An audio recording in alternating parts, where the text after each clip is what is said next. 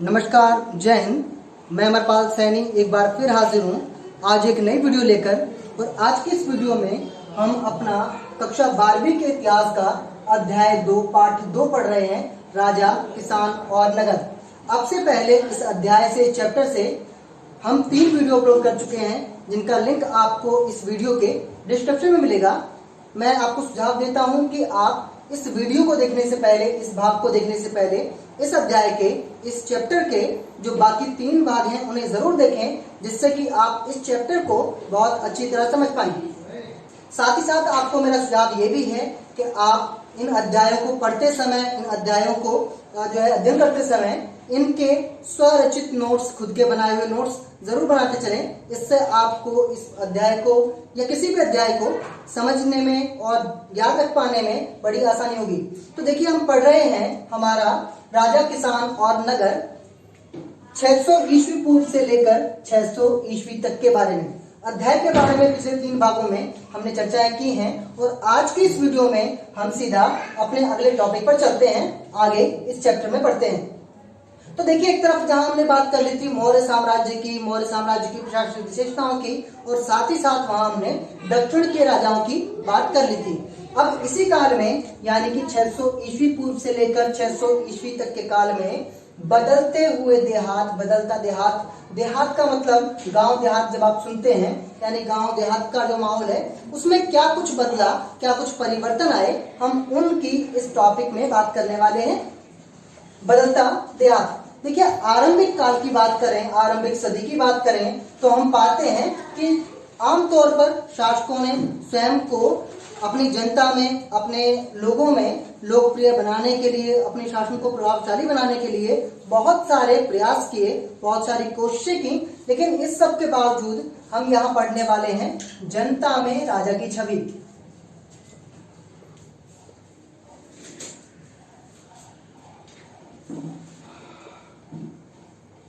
जनता में राजा की छवि।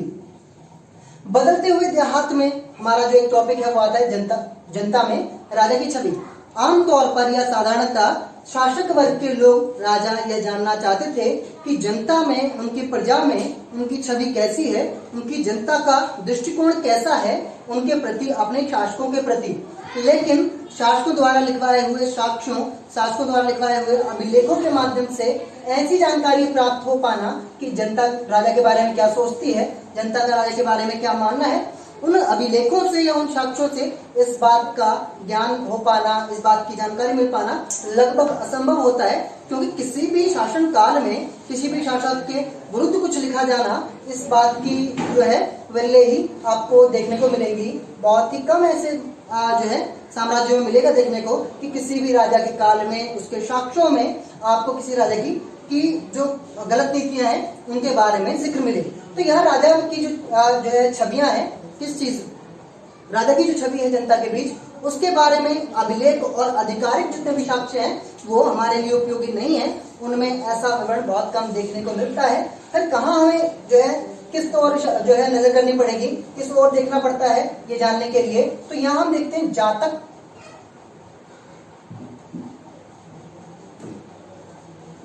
और पंचतंत्र। आपने नाम सुना होगा पंचतंत्र की कहानियां।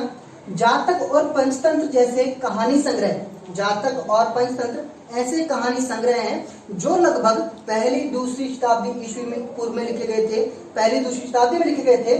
और इन कहानी संग्रहों में, जातक और पंचतंत्र कहानी संग्रहों में कई बार ऐसी कहानियां देखने को मिलती हैं। अब यहाँ एक हम जो है उदाहरण के तौर पे ले रहे हैं कि जातक की जो कहानियां करीब पहली सदी ईस्वी में लिखी गई थी। इन कहानियों में एक विवरण मिलता है हमें कि एक राजा था जिसने ये जानने का प्रयास किया कि उसकी जनता में, उसके लोगों में उसकी छवि कैसी है, जनता उनसे क्या अपेक्षा करती है, जनता का राजाओं के बारे में क्या मानना है, क्या सोचना है। तो इस राजा ने, जातक की जो कहानी है उसमें ये विवरण मिलता है कि उस राजा ने वेश बदलकर अपने नगर का, अपने साम्राज्य के क्षेत्रों का भ्रमण करने का निर्णय लिया। और जब उसने ये भ्रमण किया तो उसे पता, मतलब उसने सुना कि वहाँ के जो लोग हैं, महिलाएं हैं, बुजुर्ग हैं या वृद्ध लोग हैं जो कि अत्यधिक परेशान हैं, वो राजा की, जब राजा वेश बदलकर उनके बीच गया तो वो लोग कहते हैं कि दिन में राजा के जो कहते हैं अधिकारी हैं वो कर के रूप में जनता को लूट लेते हैं, करों के रूप में जनता से जो है कर वसूलते हैं, लूटते हैं और रात में लुटेरे आकर लूट लेते हैं। इस तरह की जब वर्णन मिला उसको उस राजा को किस माध्यम से कि जब वो भ्रमण करने निकला, जब वो घूमने निकला अपने नगर में, इस तरह से।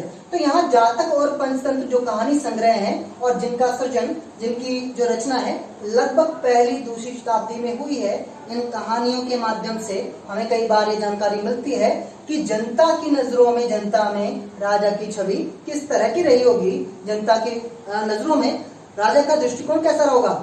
आमतौर पर राजाओं के प्रति ये इस तरह की कहानियों के संग्रह में हमें जानकारी मिलती है कि जो राजा थे वो जनता के शोषकों के तौर पर उनको दर्शाया गया। इन कहानियों में कई जगह पर ऐसी जो है जानकारियां मिलती हैं, उल्लेख मिलता है कि राजा की कर नीतियां, राजा की कर जो है वसूलने की नीतियां इतनी कठिन और इतनी जटिल हुआ करती थी जिससे कि प्रजा के सभी वर्ग के लोग, सभी व्यवसायों के लोग लगभग परेशान थे।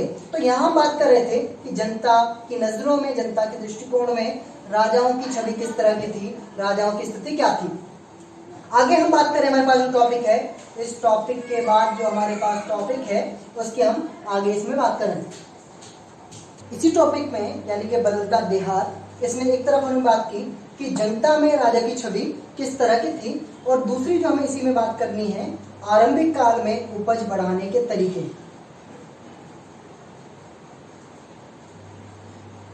बढ़ाने के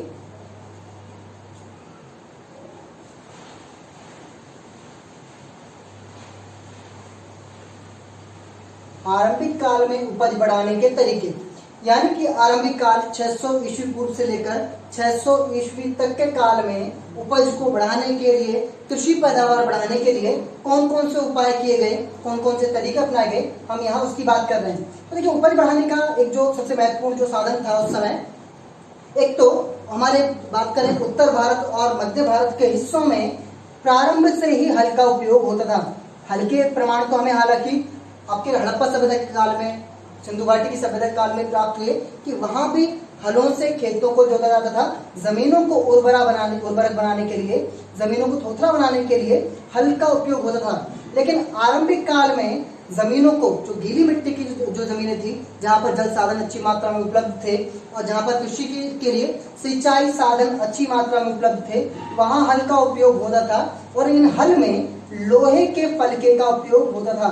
जैसे कि हमने प्रारंभ में ही इस अध्याय की बात की थी कि 600 ईस्वी पूर्व को परिवर्तनकारी काल कहे जाने का एक कारण यह था कि यहाँ पर लोहे का प्रयोग प्रारंभ हो गया था और इस काल में हल में लोहे के फलके का उपयोग, लोहे की प्लेट का उपयोग होने लगा था। लोहे के फलके का उपयोग, अगर आपने हल देखा हो तो आप देखेंगे हल में नीचे की ओर एक लोहे की पत्ती, लोहे की प्लेट या कह लें लोहे का फलका लगा होता है, जिससे कि जमीनों को अधिक गहराई तक और ज्यादा उपयोगी तरीके से जोता जा सके। इसलिए हल का जो उपयोग था वो हल का उपयोग खेतों को जोतने के लिए और इस हल में लोहे के फलके का, लोहे की प्लेट का इस्तेमाल होता था। इसके अलावा हम बात करें फसल को बढ़ाने के लिए, एक और हल का उपयोग उन क्षेत्रों में अधिकांशतः होता था, आमतौर पर होता था कि जहां पर वर्षा जो ऋतु थी वो अच्छी मात्रा में रहा करती थी और कहें कि जहां पर जल संसाधन अच्छी मात्रा में उपलब्ध थे। दूसरी ओर बात करें कि हमारे यहाँ मध्य और जो मध्य भारत और पश्चिमी उत्तरी जो इलाका है, इन इलाकों में, क्योंकि अर्धशुष्क इलाका था, अर्धशुष्क इलाका हम बात करें हमारे राजस्थान इत्यादि जो क्षेत्र है हमारा पश्चिमोत्तर वाला क्षेत्र, पश्चिमोत्तर के क्षेत्र में खेतों को जोतने के लिए भी हल का ही उपयोग होता था और इस हल में लोहे का उपयोग इसी प्रकार हुआ करता था। कुछ इलाके जो हमारे पूर्वोत्तर के इलाके हैं, हम पूर्वोत्तर के और अन्य पर्वतीय क्षेत्र, पहाड़ी क्षेत्र जहाँ भी हैं, वहाँ खेतों को जोतने के लिए कुदाल का उपयोग आमतौर पर होता था, क्योंकि जमीनों को जोतने के लिए हल का उपयोग संभव नहीं था। हल के लिए समतल भूमि, समतल जमीनें पूर्वोत्तर के और दूसरे पर्वतीय क्षेत्रों में उपलब्ध नहीं थी।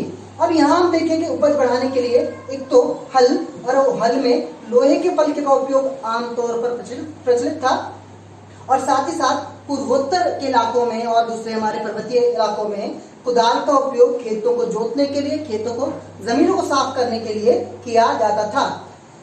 यहाँ साथ ही साथ हम बात करें उत्तर भारत में कृषि की उपज को बढ़ाने के लिए जहां एक और, क्योंकि कृषि की उपज का एक मुख्य आधार, एक मुख्य माध्यम होता है खेतों की सिंचाई।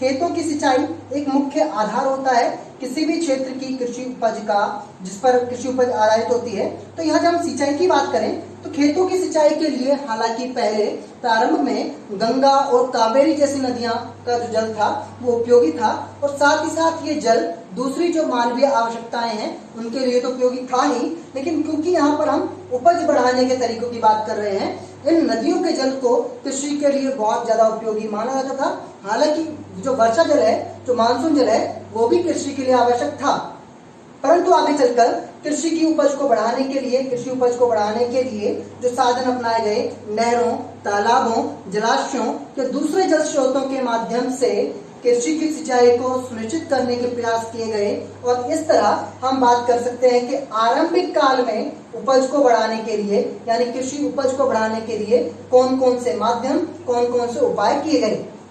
यह हमने बात की हल का उपयोग और हल में लोहे के पलके का उपयोग, साथ ही हमने बात की यहाँ पर सिंचाई की, और इन चीजों की हमने यहाँ बात की। तो अभी तक हम जो बात कर रहे हैं बदलता देहात, देहात का मतलब ग्रामीण परिवेश, यानी कि ग्रामीण जो माहौल है वो, और यहाँ हम इतने जो है भाग में बात कर रहे थे जनता में राजा की छवि और उपज बढ़ाने के तरीके कौन कौन से होंगे, उपज बढ़ाने के माध्यम कौन कौन से होंगे। आगे हम जब इस अध्याय में बात करें, चैप्टर में बात करें, तो हमारा जो मूल टॉपिक है वो है ग्रामीण समाज में भिन्नताएं। यही हम इसी टॉपिक में बात कर रहे हैं, एक तरफ जनता में राजा की छवि, उपज बढ़ाने के तरीके, और जो तीसरे विषय पर हमें बात करनी है वो है ग्रामीण परिवेश में विभिन्नताएं।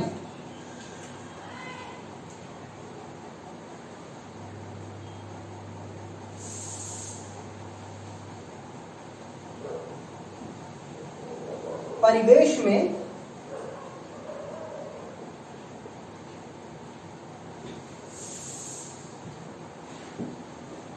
विभिन्नताएं। तो देखिए, जैसा कि हमने जो है अपने पहले ही अध्याय से शुरू की थी कि हड़प्पा काल में हमने जानने की कोशिश की, क्योंकि हम अगर भारत के इतिहास को पढ़ रहे हैं, भारत में समाज के, सभ्यताओं के इतिहास को पढ़ रहे हैं, तो वहां हमें हर एक काल में ये जान लेना, या अध्ययन का हमारा केंद्र बिंदु रहेगा कि वहां लोगों के बीच भिन्नताएं थी या नहीं थी, लोगों के बीच समानता और भिन्नताओं का स्तर क्या था। इस बात पर हम हर एक अध्याय में, हर एक काल में गहन तौर पर अध्ययन करेंगे। तो यहाँ अभी हम बात करने वाले हैं ग्रामीण परिवेश में विभिन्नताएं, या ग्रामीण परिवेश में लोगों के बीच अंतर। हालांकि हमें जो है, हमारे जो बौद्ध धर्म के बहुत सारे ग्रंथ हैं, बौद्ध धर्म के बहुत सारे साक्ष्य हैं, उनमें ग्रामीण परिवेश में भूमिहीन किसान, भूमिहीन जिसके पास भूमि ना हो, भूमिहीन खेतीहर,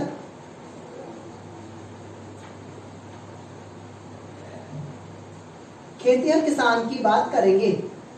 आमतौर पर ग्रामीण परिवेश में हम बात करते हैं कि भूमिहीन खेतीहर किसान, एक ऐसा किसान जो भूमिहीन था, जिसके पास अपनी जमीन नहीं थी और वो दूसरों की जमीनों पर जो है कृषि करता था, दूसरों की जमीनों पर खेती करता था। इस तरह के भूमिहीन खेतीहर किसानों के प्रमाण मिलते हैं, और साथ ही हमें प्रमाण मिलते हैं जमींदारों के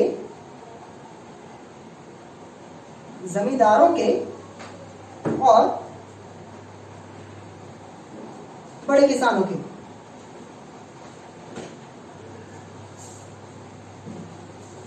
तो देखिए, हम बात कर रहे हैं समाज में, ग्रामीण परिवेश में समाज के लोगों के बीच भिन्नताएं थी या नहीं थी। तो आमतौर पर हम ये पाते हैं कि हर एक सभ्यता में, हर एक काल में लोगों के बीच भिन्नताएं पाई जाती हैं। अगर हम उत्तर भारत की बात करें तो कई बार बौद्ध धर्म के ग्रंथों में हमें वर्णन मिलता है, हमें वहां पर विवरण मिलता है कि उत्तर भारत में भूमिहीन खेतीहर किसान हुआ करते थे, कुछ जमींदार हुआ करते थे और कुछ बड़े किसान हुआ करते थे। बड़े किसान जिनके पास अपेक्षाकृत जो है अधिक जमीन थी, और जमींदार जिनके पास बहुत बड़ी जमीनों का टुकड़ा हुआ करता था, जिनके पास जमीनों की बहुतायत हुआ करती थी, वो लोग। और तीसरी ओर भूमिहीन खेतीहर किसान जिनके पास अपनी स्वयं की जमीनें नहीं हुआ करती थी, ऐसे लोग भी समाज में थे, यानी कि सामाजिक भिन्नता थी। यहाँ एक और बात, हम इसकी बात कर रहे हैं तो पाली भाषा में लिखे हुए कई ग्रंथों में दक्षिण भारत के जो है साक्ष्यों में जब हमें इसका विवरण मिलता है तो यहाँ देखिए हम एक और जो बात की जाती है कि जो भूमिहीन खेतीहर किसान हैं,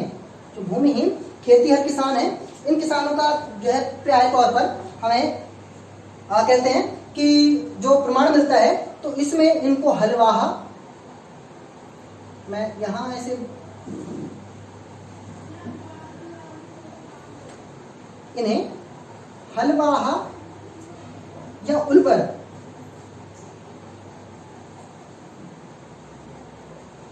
हलवाहा या उलवर कहा गया। बड़े जमींदारों को जिनके पास जमीनें बड़ी अच्छी मात्रा में उपलब्ध थी, इन्हें वेल्लेलार कहा गया।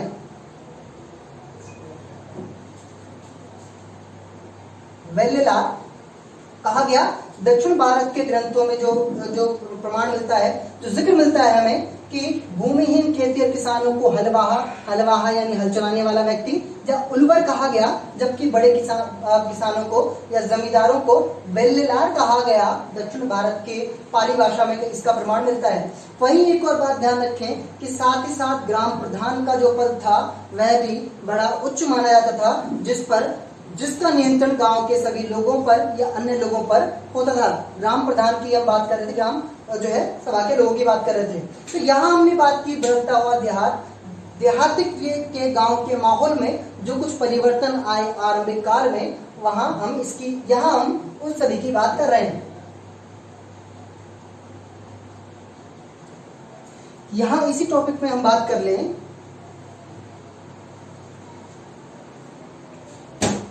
तो देखिए, यहाँ हमने बात की कि ग्रामीण परिवेश में भिन्नताएं पाई जाती थी और उन्हें किन किन नाम से जाना गया, उसकी भी हमने बात कर ली थी। यहाँ एक और चीज जो छूटती है मैं उसके बारे में बता दूं। यहाँ दासों को, दक्षिण भारत में दासों को अणिमई कहा जाता था। अणिमई उन दासों को कहा जाता था जो कि कृषि कार्यों में संलग्न थे या फिर घरों के काम में, घरेलू कामों में दास हुआ करते थे। उन लोगों के बारे में यहाँ कहा गया था। अभी हमें इसी टॉपिक में बात करनी है भूमि दान और नए सम्रांत। नए सम्रांत का मतलब नए नगरों और नए राज्यों का उदय होना। तो यहाँ भूमि दान और नए सम्रांतों की बात करें। हालांकि भूमि दान के विषय में हमने पीछे ही बात की और विस्तृत तौर पर इसके बारे में चर्चा की थी कि भूमि दान की परंपरा क्यों प्रारंभ हुई, क्या उद्देश्य थे राजाओं द्वारा भूमि दान दिए जाने के, उन सभी कारणों के बारे में हमने बात कर ली थी। और यहाँ एक चीज जो छूटती है जिसके बारे में हमने वहां उस टॉपिक में बात नहीं की थी, वो था चंद्रगुप्त। यहाँ जब वंशों की बात कर रहे थे, सातवाहन वंश, शक वंश, चोल, चेर और पांड्य वंश की हम बात कर रहे थे। दक्षिण भारत के जो प्रमुख वंश रहे, जो प्रमुख साम्राज्य रहे, उनकी हम बात कर रहे थे। इन्हीं में एक वंश रहा उत्तर भारत का गुप्त वंश, जो कि मौर्य वंश के बाद आया। गुप्त वंश के राजा थे चंद्रगुप्त द्वितीय।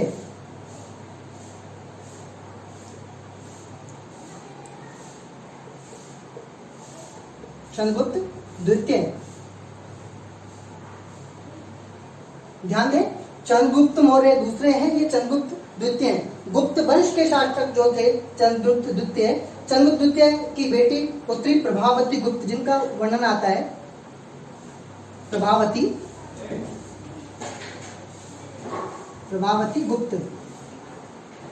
चंद्रगुप्त की द्वितीय की पुत्री प्रभावती गुप्त, इनकी हम बात करें। अच्छा, यहाँ देखिए, चंद्रगुप्त द्वितीय को आप विक्रमादित्य के नाम से भी जानते हैं। अगर आपने विक्रम बेताल वाली कहानियां पढ़ी हो तो वहां जो जिनकी बात की जाती है विक्रमादित्य की, वही चंद्रगुप्त द्वितीय हैं।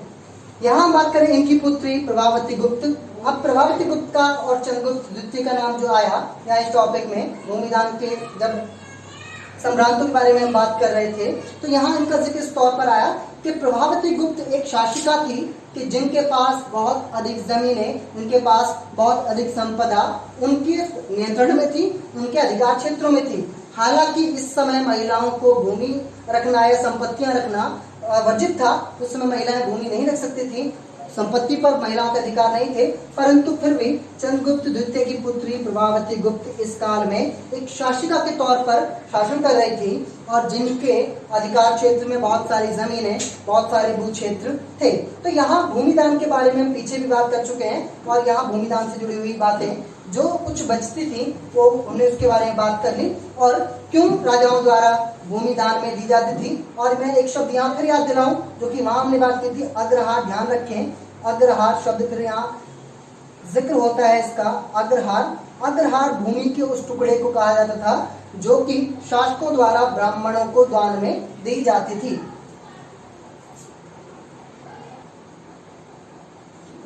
अब हम इस भाग में बात करने वाले हैं हमारे अगले टॉपिक की, नगर और व्यापार।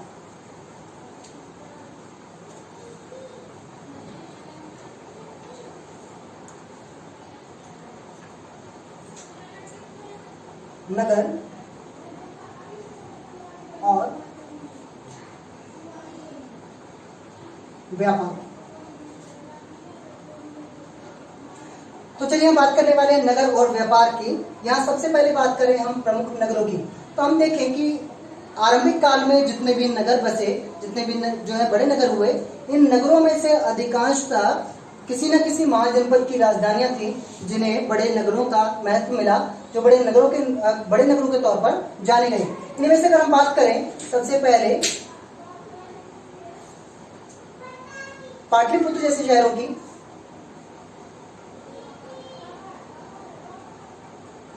पाटलिपुत्र जैसे शहरों की बात करें तो पाटलिपुत्र जो एक बड़े नगर के रूप में, एक बड़े शहर के रूप में जो है बसा, उसकी अगर हम बात करें तो पाटलिपुत्र जो है प्रमुख जो नदी मार्ग था, प्रमुख जो जल मार्ग था, वहां बसा था। इसके बाद पोहारा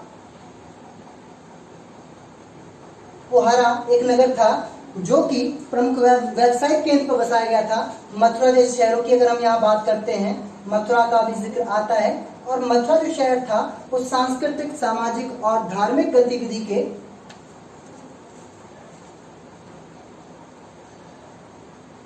तो मथुरा की हम बात कर रहे थे। मथुरा जैसे जो बड़े शहर थे, मथुरा जैसे जो बड़े नगर थे, वो सांस्कृतिक, राजनीतिक और धार्मिक दृष्टि से बड़े नगरों के रूप में जाने गए। बड़े नगरों का इन्हें महत्व प्राप्त हुआ। नगरों की बात हम बात करें, इन नगरों के साथ अन्य क्षेत्रों के व्यापार की, तो हम देखते हैं कि इस काल में जिस तरह की हम बात कर रहे हैं, आरंभिक समय की हम बात कर रहे हैं, तो इस समय भारत के सभी महाजनपदों का, सभी बड़े नगरों का जो व्यापार था वो अन्य देशों के साथ था। और इस व्यापार के लिए जो विभिन्न वस्तुएं थी, जैसे हम बात करें कांसा, तांबा, सोना, चांदी या अन्य धातुएं, उनके माध्यम से बहुत सारी चीजें, औजार, बर्तन या फिर दूसरे आभूषण इत्यादि बनाया जाना, ये सभी काम हुआ करते थे। और इन्हीं नगरों की जनसंख्या में इन सभी काम को करने के लिए बहुत सारे वर्गों के लोग, जैसे धोबी, बढ़ई, कुम्हार या हलवाहा या इस तरह के बहुत सारे व्यवसायों से जुड़े हुए जो लोग थे,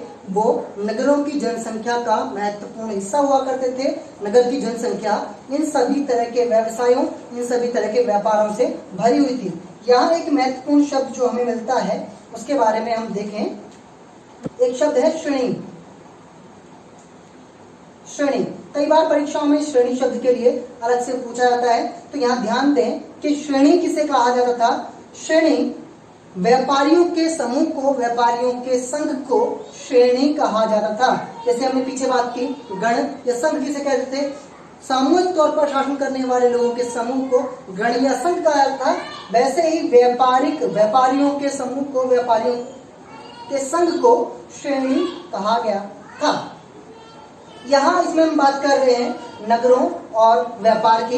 यही एक साथ हम बात कर रहे हैं कि इसके अतिरिक्त, इसके अलावा भारतीय महाजनपदों का व्यापार सीमाओं से बाहर भी था, सीमाओं से परे भी था। और सीमाओं से परे की बात करें, अगर हम जाएं अपने पूर्वोत्तर क्षेत्र में, तो चीन तक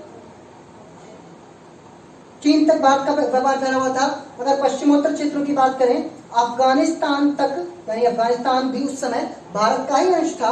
और अफगानिस्तान के परे जितने भी मध्य एशियाई राष्ट्र हैं, उन सभी देशों में,